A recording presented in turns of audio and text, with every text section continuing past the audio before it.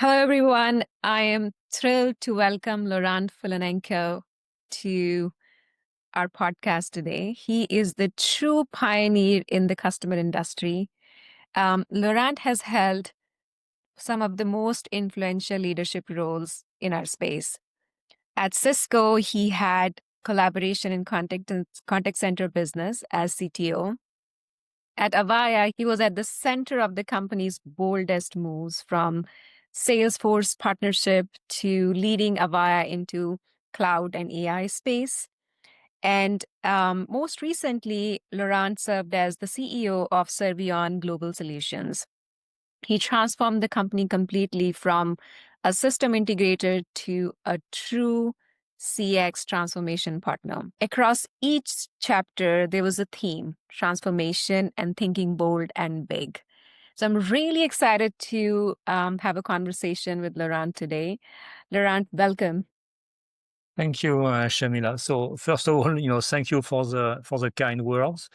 Yeah, indeed, I have been in the space for a long time.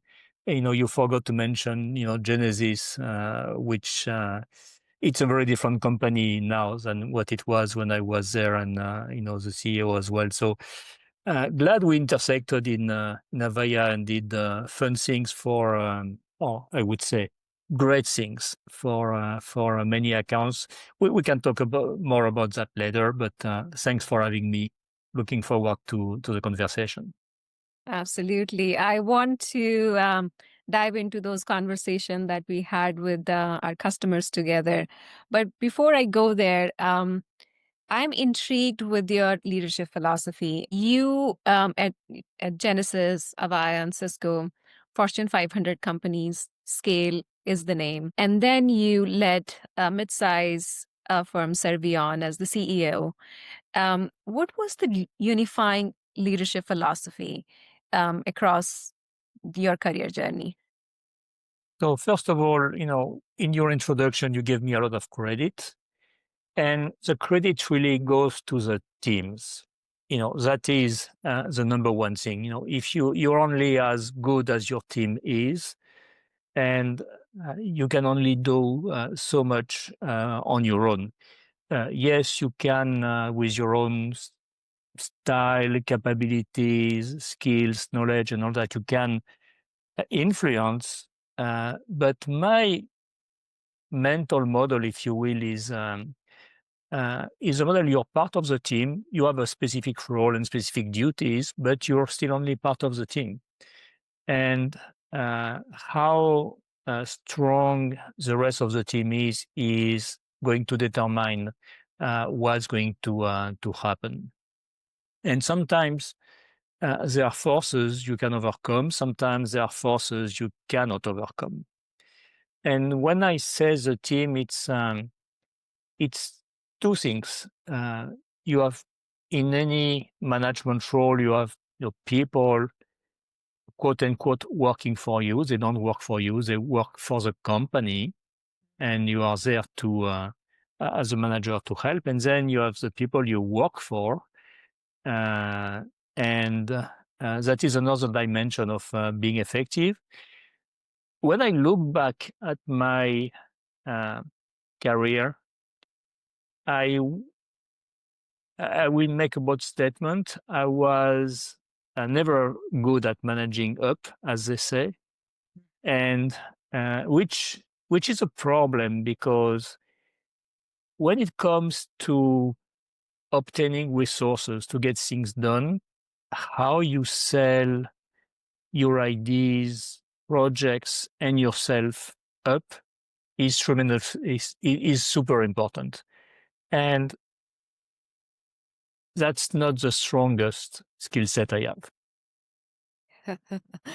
Actually, this is the experience I personally had in last 3-4 months. I was tasked to paint a picture for the customer experience for our telcos globally.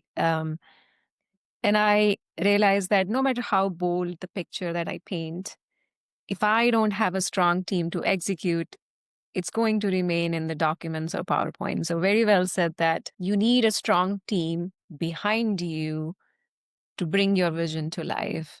Um, and I think managing up is definitely a part of that, because in order to get to that team, you have to sell that vision up. Um, and probably we do a separate episode on that, because that is one thing that probably majority of the CX leaders do. Some are good at it, some are not. But today's conversation, go ahead. Yeah. So if you come back to how do you work with a team, uh, my way of looking at it, it's and I have that personal bias, which is that I like to understand what I'm talking about. I don't pretend that I'm always perfect, and I have also an an interest in engineering and products and innovation, which in the tech industry I think it's necessary. When you look at the companies who do well, they tend to be led, at least initially, by people who are deeply immersed in the bowels of the company. And in any tech company, you have people that produce something and people that sell something, and in between, people supporting something. Um, so I I like products. I like the product development side of things. I like to understand how things work. Even when I was a kid, I was always disassembling everything I could get my hands on. Not always able to reassemble, but as you could imagine. But I have that interest, and I think that works well with teams because it creates a dialogue, and it's not like you're behind your desk looking at reports. You are really working with people. Absolutely. One thing I have realized working with AWS and Amazon, it's all about scale. And um, you need certain mechanisms in place for scale. And I also worked for a startup before joining AWS and leading the partnership strategy in the CX space. Um, and I have felt some differences. And I want to get your perspective on scale. You have led large portfolio at Cisco, and when we talk about Cisco, it's all about scale. And then you worked at Servion, where you were leading the transformation. Were the playbooks same when you doing the transformation and scale at Cisco, and when you doing similar scale strategy at Servion? Were the playbooks same? I would say no.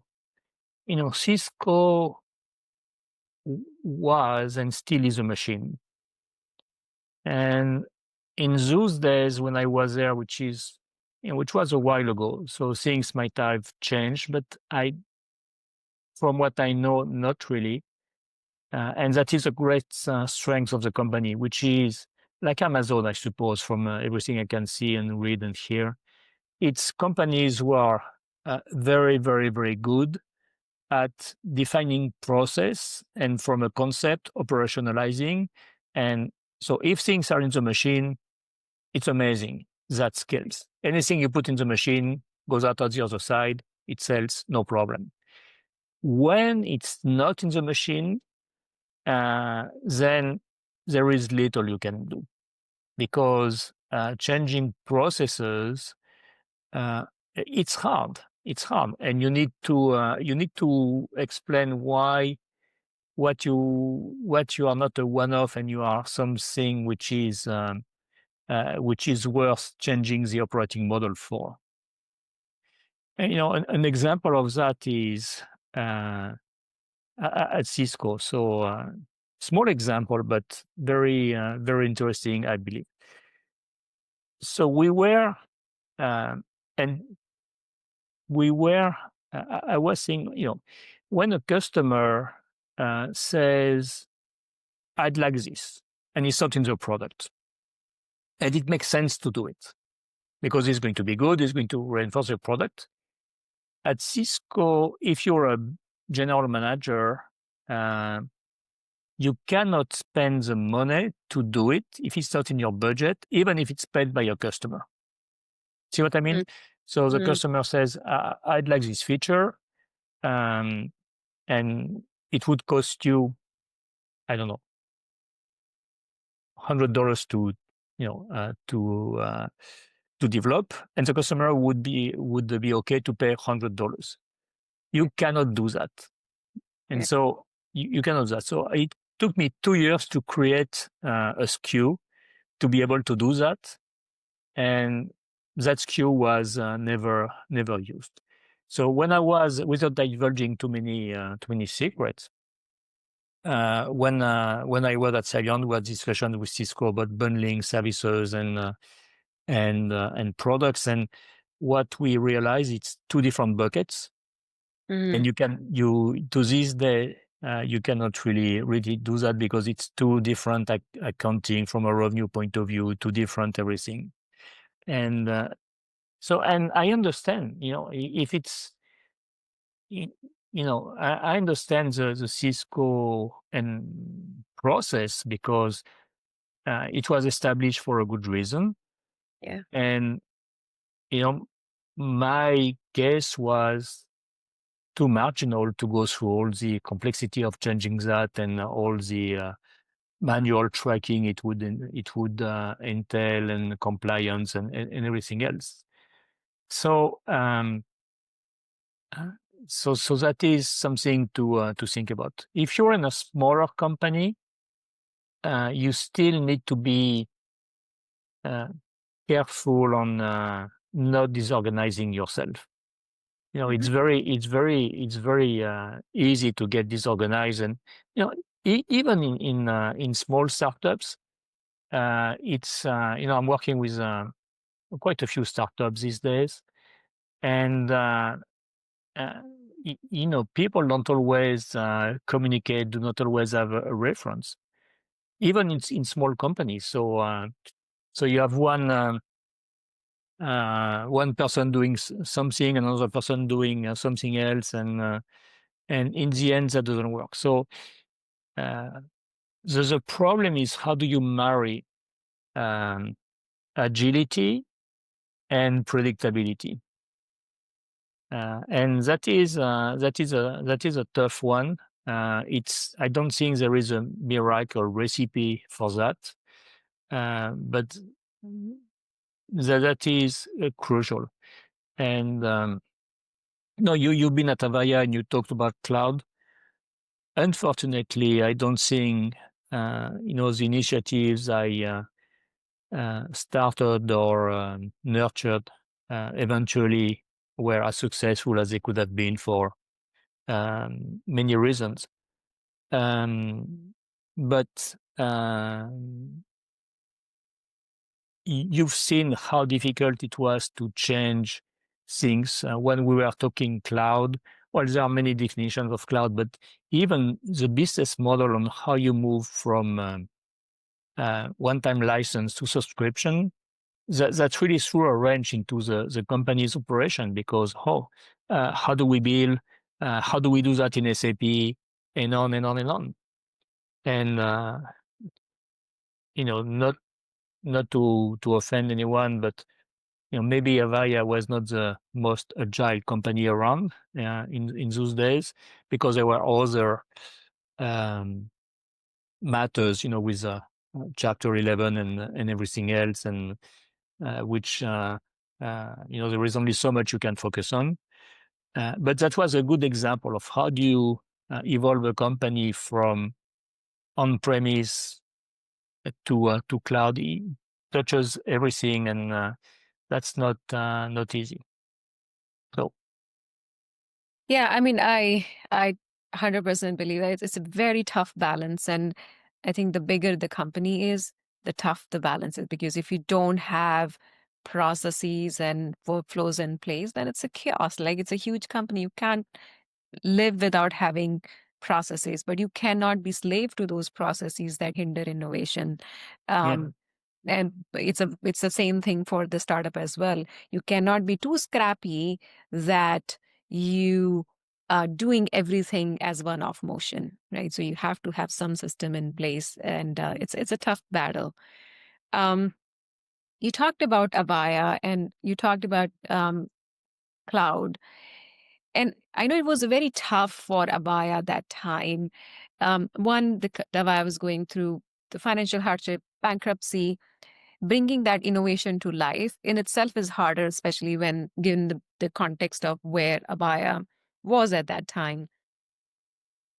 And at the same time, for customers also, and Avaya mostly had adopted into the large enterprise customers. So thinking about innovation, and also when the company's tied to the legacy systems, it's hard. And it's even a important question today. And as I talk to different customers, everyone is running behind this shiny object AI.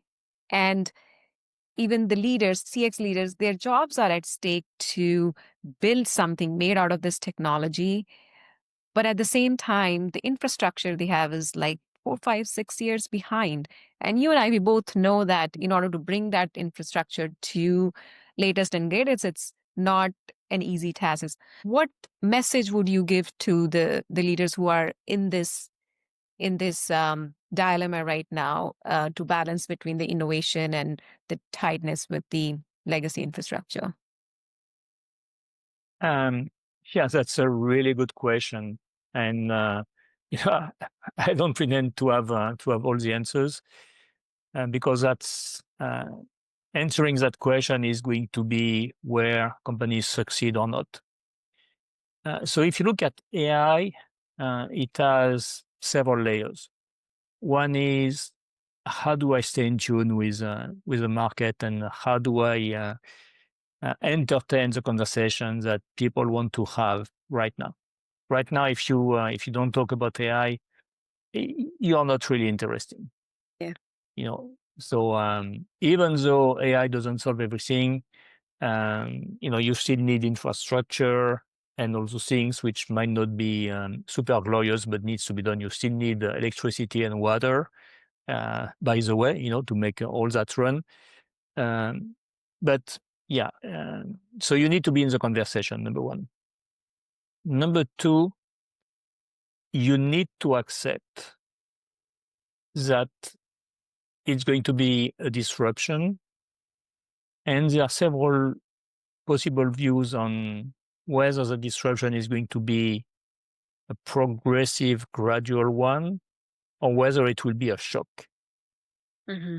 1 year ago, I was thinking more, it's going to take time. It's going to be a long tail of systems, applications that are going to exist, specifically in the CX space, but also in many other areas.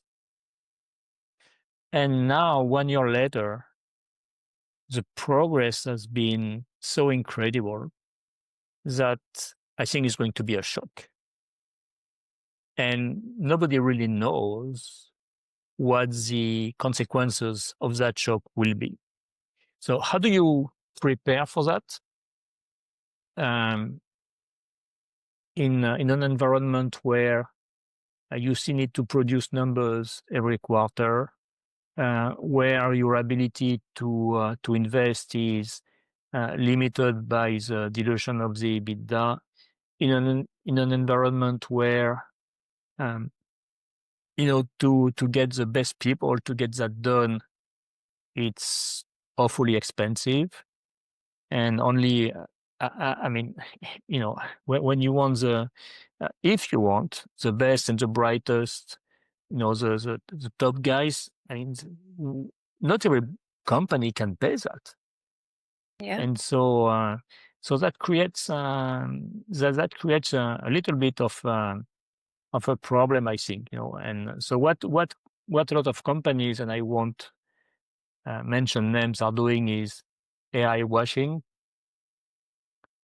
and taking somebody else's stack and putting your logo on it, and I'm an AI company, but no, it's all you all you are doing if you do that is actually pay a tax to somebody else. You are not really building capability. You are not really building IP, etc. So if you're an IP company, it's you really need to think hard about what's going to happen, and simply, do you want to be in that game or not? And just AI washing, that's not going to be enough. So you need to invest. Number two would be, if you're in services, I think that's a golden opportunity. Because there are so many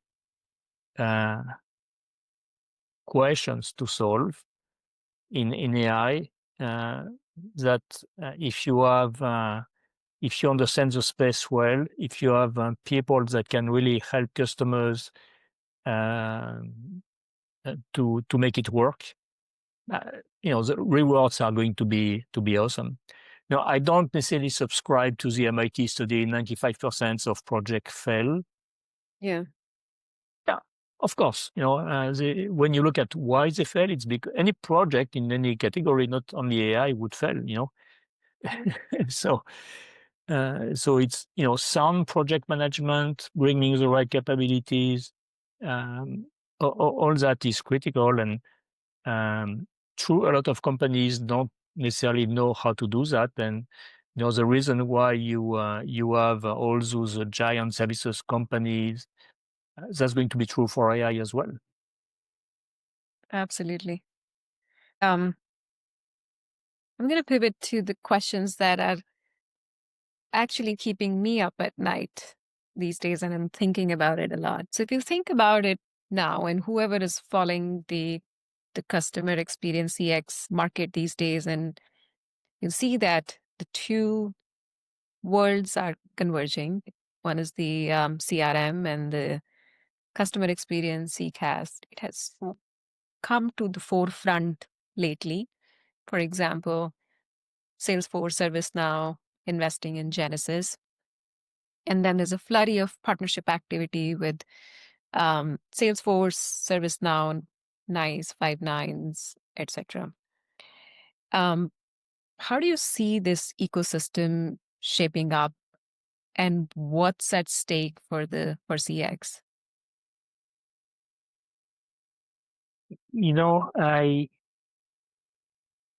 I believe that is an existential moment for CCaaS.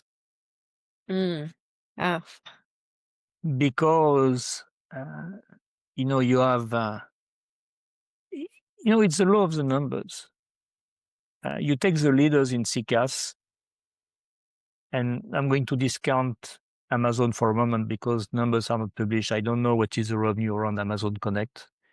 Let's table that for a moment. But if you take the published numbers, so you have companies, NICE, Genesys, and the like, so around $2 billion. The next one is Five9, around $1 billion.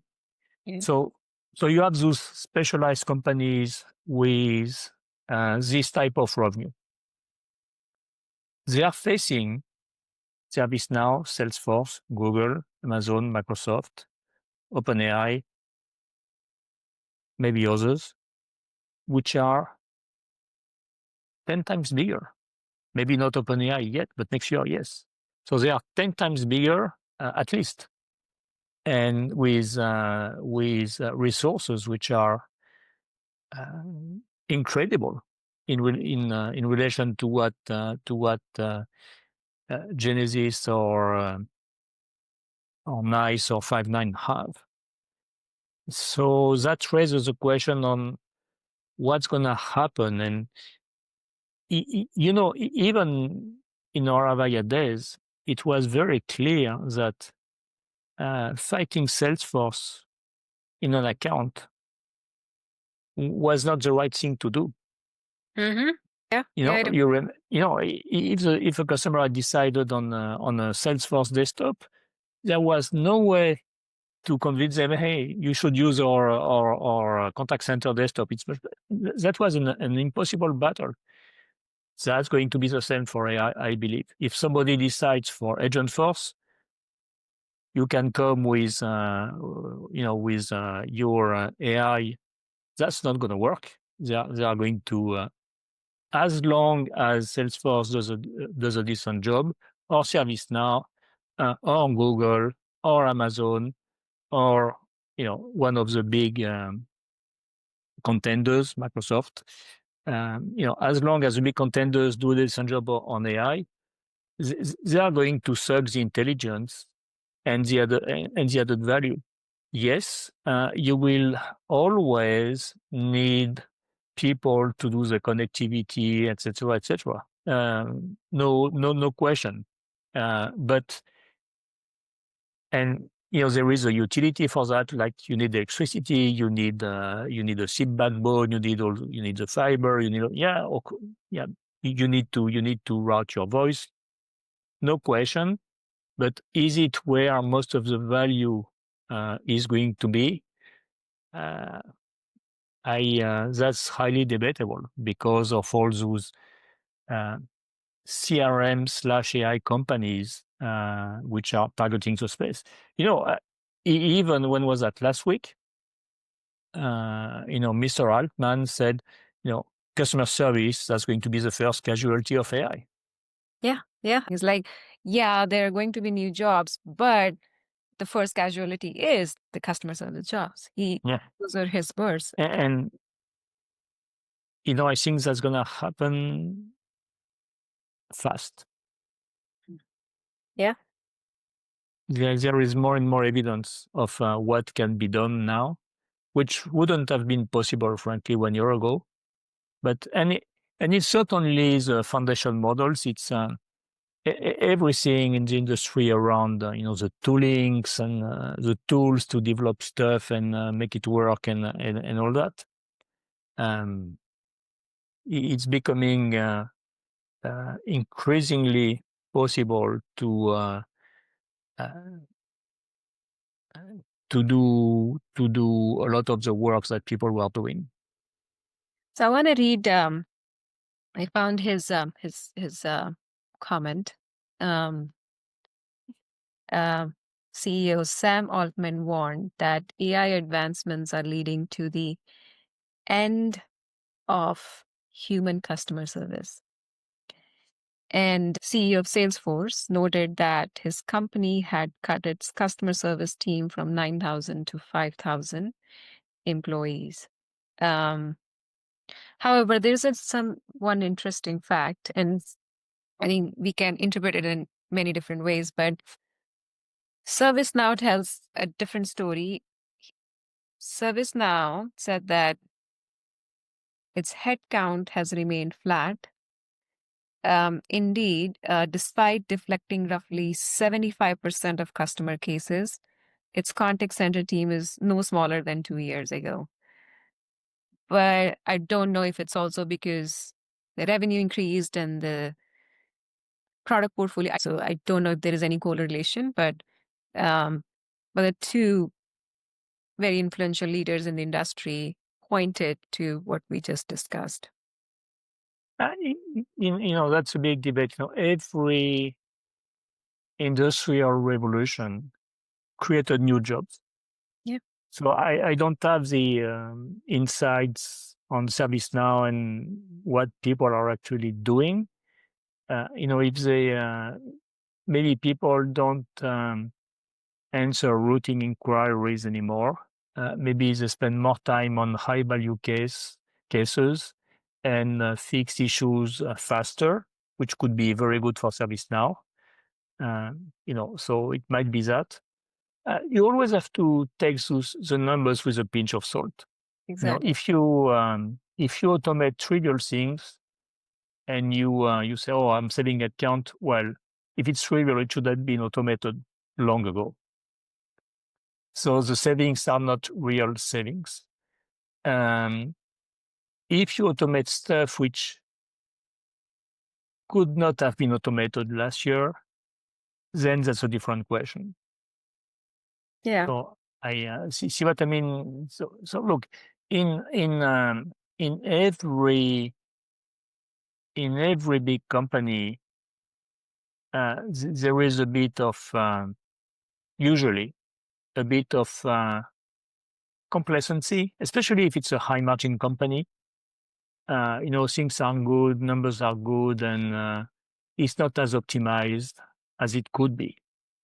And that's why reality is, when you have um, restructurings, which is a polite word for a layoff in any of the big companies, it's not like usually a lot of stuff gets dropped. Yeah. It's absorbed by productivity gains most of the time. So that's a little bit the same thing. So now the question is AI going to accelerate that and make it, drastically bigger and prevalent as regards people replacement by AI? That's really the question. And for customer service, there are more and more indicators that it's a real possibility. The question is, uh, what will companies do with the people they have? Will they reskill people to other jobs? Very possible. Are there other jobs that we don't know we need tomorrow? Very possible too. Again, to my point, every new industry created new opportunities. Let's note that the transition was not always smooth, and it Yeah. was sometimes painful. Yeah. If you look at the textile mill in England, yes, it created a lot. It created a whole industry, but the transition was a painful one. Same for the steam engine and et cetera, et cetera. I am actually a firm believer of that. And whenever someone asks me this question, and I always say that um, the history repeats itself, and also it's always through any revolution, it's all the survival of the fittest, the people who survive. But the only difference between previous transformations and now is that the time span is shorter. But it's always the survival of the fittest. You have to transform yourself and adapt to the technology that's in front of you. Um, um, Having said that, you alluded to something. You mentioned existential crisis, and it's not only just from that side, but also from the AI first startups or the Yeah. disruptors. And you mentioned and I followed that from your weekly AI updates. Decagon, and I've been following up on that very closely. Decagon is a startup that built AI support agents, and they raised $131 million, which is a testament of the confidence that investors have in the startup.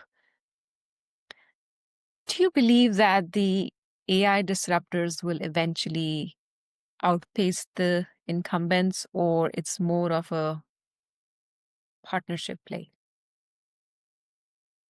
Uh, from a valuation point of view, they are going to uh, to outpace the incumbents. It's no if you take NICE, the valuation is let's say around 10 billion. Okay, so if you take other AI companies in customer service, you have a few which are already valued at 10 billion, right or wrong. Yeah. So, and that's going to continue, I believe. And some of them are going to super successful and are going to be valued if market conditions persist, all things being equal, etc. Yeah, we are going to see massive customer service companies. Yeah. Look, it's always the same. It's always the same story when you have a disruption. It's never good for the incumbents. Very, very few incumbents manage to be on the other side of the disruption. And if you look at my history in the companies I worked for historically, so Alcatel was a leader in telecoms, doesn't exist anymore. It's been replaced mostly by Chinese competition, which is another factor. Yeah. Then after that, I went. So so Genesys is still around, great company. Cisco, great company, but it used to be the most valuable company in the world at some point, circa 2000. Um, its valuation nowadays is still below what it was in 2000, and it's it's a great company, super profitable, and everything else. But its valuation is today lower than that of OpenAI, for example.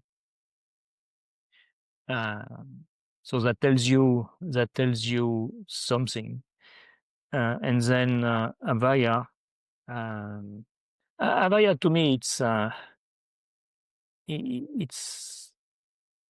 a sad story in some ways because at some point technology was so good, Yeah. Yeah. and frankly, it was so good, and nothing else was working as well. I would say the vision was probably correct, but the execution and the burden of the debt were two factors which the company couldn't overcome in the end. But Yeah. fact is, you don't look, and I don't want to be offensive to anyone, but I don't think Avaya is considered as one of the uh, companies that are going to dominate AI. You know, so Yeah. Pretty evident. Yeah. yeah, exactly. Speaking of AI and customer experience, and many do believe that customer experience is the organic and easy um, place to show a return on investment. Still, many enterprises struggle to really show the value or ROI with the CX investments. And if we go back a little bit, and you and I, we have been in the same customer meetings a few times, and even at that time, um, we our approach has always been that the CX investments lead to business outcomes and ROI. And the company even that I worked for before joining AWS, the lead pitch was the CX investments that are you making today are going to pay it the for itself over time. Do you think that leaders have overpromised on the outcomes um, before, or has it changed? Has the story changed now? Look, there is definitely over promise from the vendor community.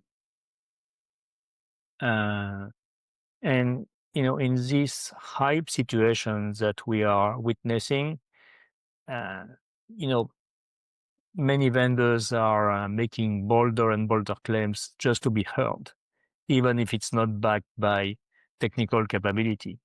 So that's number one. Then, in the enterprise, I would say it's early days, and uh, people don't necessarily understand all the ins and outs of using AI, and maybe AI exposes some issues they were not acutely aware of before, and maybe that impedes projects to some extent. So I do believe it's a conjunction of a few things. It's over promise and hype from the vendor community, some, and it's also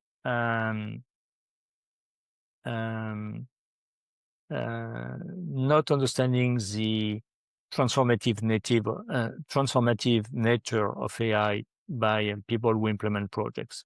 If you want to do the exact same thing for AI that you are doing right now, well, I think you're probably missing something. Yeah, yeah. That is true. And in talking about implementing AI, the another question that even this morning I've been contemplating, which is the tension between best of breed solutions, which has been the case so far, at least in the CX field, and then the entire comprehensive stack. Do you think that the consolidated stack hinders innovation, or does it provide the seamless experience that we always desire for?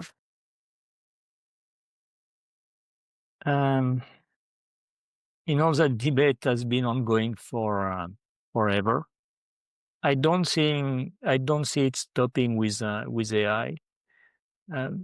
For a simple reason is you have so many facets of AI. Okay, so you have the LLMs, but it's not the only thing. When you look at your portfolio of AI solutions, for example, it's incredible. It's from the goes down from the infrastructure, then up to the models, then the applications, then the AI ops, and on and on and on. So you will still see fragmentation of solutions. I don't believe anyone will have the super app that does everything for everybody. I would be surprised. I think the industry is going to coalesce around a few large players. I forgot to mention Oracle in the large companies, so now it's done. Obviously, but the industry is going to coalesce around large players, and there will always be specialized solutions, filling interstitial opportunities or dealing with stuff that the big companies don't want to necessarily to deal with. I think that's where CCaaS ends up, and we'll see. But you will have always somebody doing something better than somebody else. Yeah, that's always the case. And what I'm also seeing is that, like, even this hyper-connected world where for agentic AI workflows to work properly, you have to show them the data, which is provide you a consistent view of customer from the front end and also from the back end perspective. However, customers still want to keep the AI separate from the other tools, in the sense that almost every product that companies are releasing today, the AI is embedded into it, right? Like in some shape or form. However, to have a better control, they want to keep the AI separate and overlay those products with the way they want to see those things shaping up. So it's an interesting trend. I mean, the companies are also new in experimenting, and the vendors are also new in building those features into the products. So we'll see how that comes out. From the verticalization perspective, this question is top of my mind. Is the telcos in the CX space? And some say that telcos investing in the customer experience are too late in the game. And from the business perspective, I've heard some leaders say that telcos are not um, savvy enough to sell customer experience. And there may be a debate around it, but um, do you believe that telcos can truly reinvent themselves as CX first players? What's your point of view on that? I don't see why not. Hmm. Yeah. I really don't see why not. Could they change the way they treat customers? Yeah, maybe a little bit. Uh, it's not always as smooth and seamless as we would like. Or it's. I think all of us find that especially when you compare service in North America versus service in Europe, why is it so expensive? And there are good reasons for that. Um, I mean, there are reasons for that. Maybe they are good, maybe they are bad, but there are reasons for that. But they have plenty of smart people. They have many of them have considerable resources, and many of them have established practices of managing data. To your Mm. point, Yeah. so there is a lot they could do, and I there is a lot of possible innovation in telco. Um, Now and in the future, because we will always have to communicate. So that is not going to go away anytime soon. Um, so what they do, it's not trivial because you have a mix of uh, physical equipment that needs to be there, yeah, from the fiber to the cell tower and the devices and everything else. And then you have this incredibly sophisticated uh, architecture with, from a software point of view. So, I believe it's going to be interesting watching what happens in the telco space. But can they, it's going to be interesting to see what MVNOs do Yeah. in particular, because, the an MVNO, when you look at it, it's all about customer experience. It's not about the infrastructure because they just rent it to exaggerate. So an MVNO, it's essentially a customer experience company. So let's see where that goes, but we are going to see some interesting models, I'm sure. Talking about transformation, and I believe in any transformation, the biggest and hardest thing is to mind shift that you have to do um, in the company. Um, what was the toughest mind shift that you had to drive? Um, and I'm talking about particularly Servion, your experience where you transformed the company from a system integrated essentially to a CX transformation partner and launch Journey CX, Journey Works CX framework, which was pretty new for a company like Servion to adopt, and which I'm sure needed some mindset shift across the company. How did you deal with that? Um, I think the most important is to believe you can do it. Mm. Yeah. To believe you can be successful, and to to I don't know if I was successful at Servion or not. That's uh, it's always relative. But to shift your mindset, you need to see yourself being successful.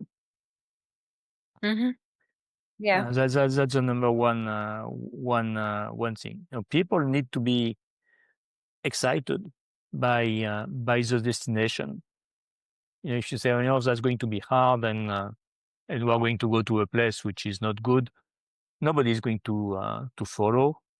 Yeah. But if you believe what you're going to do is the right thing, and that it makes sense, and that it adds value to the enterprise and people, then the mind shift can happen. I 100% believe in that. A conviction, um, Yeah, yourself and your ideas is important. shared conviction. If you don't have the shared conviction, nothing can happen. So that's why, um, uh, not just if you look at many companies, it's not just having a leader who has the right vision, but it's how you communicate and how you execute on that vision. That's so important to have execution steps. And when things do not work as well as you think they would on that journey, recognize it and adjust. Yeah. And often when companies fail in their transformation is because they fail to recognize they need to adjust. Well said. Last question. Um, if you were advising a startup today, where would you tell them to place their biggest bet in CX over the next 2-3 years? Um, in terms of what? So, In terms of markets, technologies, market, people. market. Yeah. Well, look, the conversation is going to be dominated by AI for the foreseeable future. So if you're not in the conversation, that's going to be hard. You must be in that conversation, and you must be in that conversation in a credible way.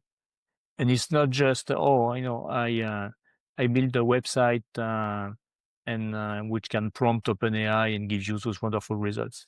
It's a bit so don't believe. There is a lot of talk about solopreneurs and etc. etc. But if what you do is not defensible, it won't be defended. Oh, I like that. If what you do is not defensible, it won't be defended. Awesome. Thank you so much, Laurent. It was an amazing experience talking to you, diving into the topics. I still have a lot of questions, but maybe that's for another time. So thank you for joining us Oh, and my share pleasure. such a rich experience. Thank you so much, Laurent. Appreciate Thank it. you, Shamina.